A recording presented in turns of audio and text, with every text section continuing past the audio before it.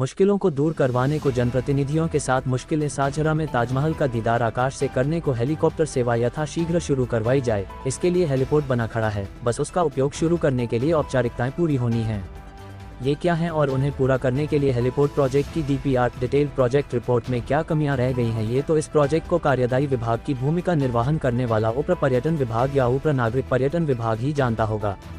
जनप्रतिनिधियों से मुश्किलें साझा की जाएं।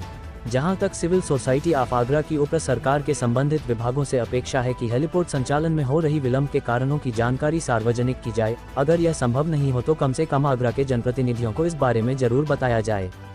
सिविल सोसाइटी ऑफ आगरा ने कहा है कि चूंकि हेलीपोर्ट का शिलान्यास प्रधानमंत्री के द्वारा किया हुआ है, इसलिए उम्मीद है कि इसको फंक्शनल करने के लिए सभी जरूरी औपचारिकताएं पूरी कर ली गई होंगी। अब तक रही परंपराओं के अनुसार PMO औपचारिकताओं के पूरा हो लेने के बाद ही किसी प्रोजेक्ट के शिलान्यास और उद्घाटन के लिए प्रक्रिया को आगे बढ़ाता है। जनप्रतिनिधि लगातार प्रधानमंत्री व मुख्यमंत्री से मुलाकात करते रहते हैं और गंगाजल पाइपलाइन प्रोजेक्ट सहित उनकी कई महत्वपूर्ण कार्यों को शुरू करवाने में भूमिकाएं रहना प्रचारित हैं। निश्चित रूप से अगर उन्हें व्यवधान बताए जाएं तो वह शीघ्र ही उनका निराकरण कर समाधान करवाने को सक्रिय हो जाएंगे। अगर उनके द्वारा प्रधानमंत्री को यह इस बात का स्मरण करवाया जाएगा कि इस प्रोजेक्ट का शिलान्यास उनके ही द्वारा किया गया था, ये ताजमहल के अलावा बटेश्वर और मथुरा तीर्थ के लिए भी महत्वपूर्ण है, तो वह निश्चित रूप से इसे शुरू करवाने को निर्देश देकर विलंबित हो रही प्रक्रिया की औपचारिकता को शीघ्रता के साथ पूरा करवा हेलीकॉप्टर से ताज दर्शन सुविधा भी संभव करवा देंगे। महत्वपूर्ण अवस्थापना। आगरा सदर तहसील के बरौली अहीर विकासखंड के यमुना तटीय गांव मदरा में स्थित हेलीपोर्ट आगरा महानगर की महत्वपूर्ण अवस्थापना है और अगर इसका संचालन शुरू हो गया तो मथुरा, वृंदावन और बटेश्वर तीर्थ पर्यटन स्थल के रूप में लाभान्वित होंगे।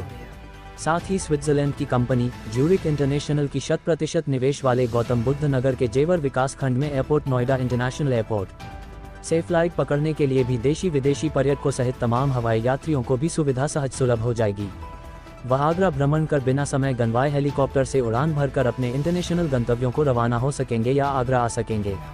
No fly zone. Civil society of Agra का कहना है कि देश में राष्ट्रपति भवन, संसद भवन सहित श्रीहरिकोटा अंतरिक्ष स्टेशन, मथुरा रिफाइनरी सहित जो नो फ्लाई जोन है, उन्हीं में ताजमहल स्काई कवर भी शामिल है। जनप्रतिनिधि यदि संयुक्त रूप से प्रयास करेंगे तो ताजमहल को नो फ्लाई जोन की सूची से एक्सक्लूडेड तक किया जा सकता है। अन्यथा हेलीपोर्ट संचालन के लिए नो फ्लाई जोन रेगुलेशन में जरूरी संशोधन तो करवाए ही जा सकते हैं। संभवतः नो फ्लाई जोन और ताज ट्रिपेजियम जोन अथॉरिटी की अनुमतियां न होना ही इसके संचालन में मुख्य बाधा है। नो फ्लाई जोन जो कि कुछ साल पूर्व तक केवल हवाई जहाजों और हेलीकॉप्टरों की उड़ानों तक ही सीमित थे, अब इनमें ड्रोन उड़ाने पर भी पाबंदी लग चुकी है। लेकिन अगर सरकार के समक्ष आगरा के पर्यटन की जरूरत को सही प्रकार से रखा जा सका तो निश्चित रूप से कई प्रतिबंधों में सरकार सहजता के साथ शिथिलता प्रदान कर देगी। वैसे नो फ्लाई जोन के प्रतिबंध की औपचारिकता के अलावा उड़ानों के वेटलैंड और सेंचुरियों के इको सेंसिटिव जोनों के ऊपर से होकर उड़ान भरने पर अगर पर्यावरण प्रतिकूल होने की जानकारी संज्ञान में आने पर नेशनल ग्रीन ट्रिब्यूनल NGT वन्यजीव संरक्षण अधिनियम 1972 और पर्यावरण संरक्षण अधिनियम 1986 का उल्लंघन करने के लिए सख्त दंड लगा सकता है। गाँव में बेचैनी। ताजमहल और हेलीपोर्ट जो कि मंदरा गांव में स्थित है, दोनों ही यमुना तटीय हैं। हेलीपोर्ट प्रोजेक्ट में हो रहे विलंब से गांव में बेहद निराशा है। गांव के प्रधान बाबूलाल यादव का कहना है कि उन्हें उम्मीद है कि हेलीपोर्ट जरूर शुरू होगा। इस प्रोजेक्ट के लिए गांव वालों को जो देना था दे चुके हैं। खेती गांव का प्रमुख जीवन यापन का माध्यम था। जमीनें चली जाने के बाद अब केवल प्रतीकात्मक ही रह गया है। पुरखों की विरासत, ऐतिहासिक विरासत को बचाने के लिए खोई है। जिस काम के लिए उनसे जमीन ली गई है, कम से कम वह तो शुरू हो। गांव के वर्कलेस हैंडों को मिले काम। प्रधान बाबूलाल यादव चाहते हैं कि गांव के बेरोजगार युवाओं को ही हेलीपोर्ट के कार्य शुरू होने पर काम देने में प्राथमिकता दी जाए।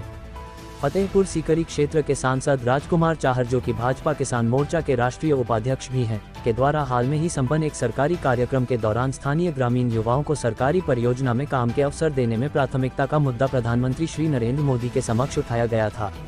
दरअसल हजारों लोगों की भागीदारी वाले इस कार्यक्रम में प्रधानमंत्री नरेंद्र मोदी की वर्चुअल मौजूदगी थी और श्री चाहर क्षेत्रीय सांसद होने के नाते संवाद कर रहे थे।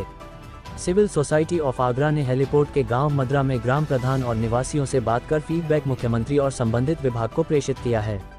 सिविल सोसाइटी ऑफ आगरा के दल में अनिल शर्मा, राजीव सक्सेना और असलम सलीमी थे। देख के हमारे चैनल A7 फास्ट न्यूज़ पर। मैं Anil Sharma, secretary civil society of Agra. हम रिक्वेस्ट करना चाहते हैं आगरा के जनप्रतिनिधियों से कि जो हेलीपोर्ट अभी बन के तैयार है उसको जल्दी से जल्दी शुरू करवाएं, क्योंकि ये आगरा की इकॉनमी से संबंधित है। हमने मदरा गांव में जाकर लोगों से बात की, वहाँ के प्रधान से भी बात की और वहाँ बहुत बेचैनी है। हम चाहते हैं कि इसका जल्दी से जल्दी निवारण हो। हम श्री राजकुमार चाहर जी से भी कहना चाहते हैं कि उन्होंने एक प्रोग्राम में कहा था कि लोकल लोगों को ज़्यादा नौकरी मिले, तो जो हेलीपोर्ट है उस पर भी ज़्यादा लोगों को, जो वहाँ के निवासी हैं उनको नौकरी दी जाए। और हमने जो फीडबैक लिया है वो मुख्यमंत्री को हमने भेजेंगे और संबंधित डिपार्टमेंट को भेजेंगे। धन्यवाद।